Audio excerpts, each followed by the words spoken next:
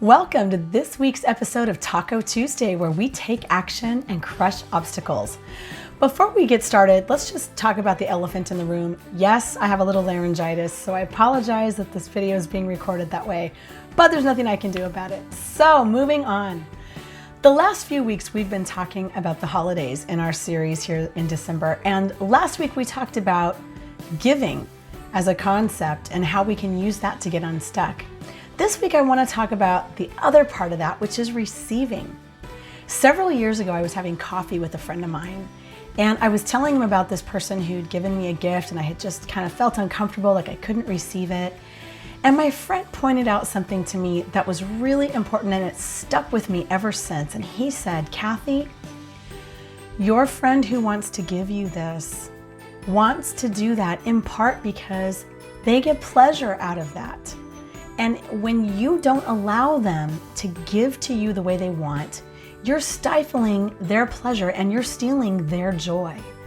And I thought, wow, I never thought of it that way, but isn't that true?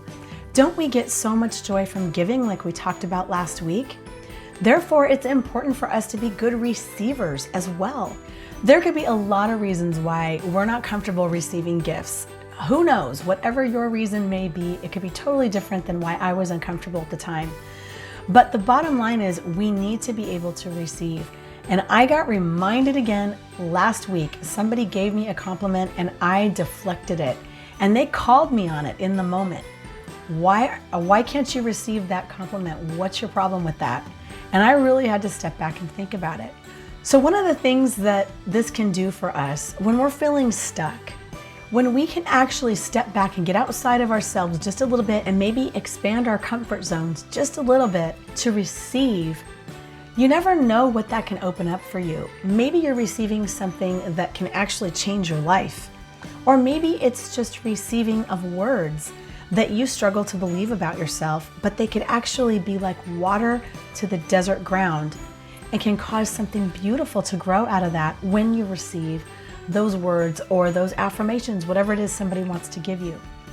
So as we go into Christmas, I want to encourage you, this week's gem is to think about what kind of a receiver you are and how when you receive well, that can actually be a catalyst to helping you get unstuck or get out of ruts in your life. So look at that and examine that in your life the next time somebody wants to give you something, whether it's on Christmas morning and you're receiving a gift, or whether somebody's giving you a compliment or saying something nice to you at work, whatever it might be. Accept and receive that compliment with gratitude, appreciate it, thank them for it, let them know how much it means to you, and be a good receiver so that just as they get the joy of giving, you give them the joy of your ability to receive. That's it for this week, friends. Have a fabulous Christmas. We'll see you next week just before New Year's, and have a great day.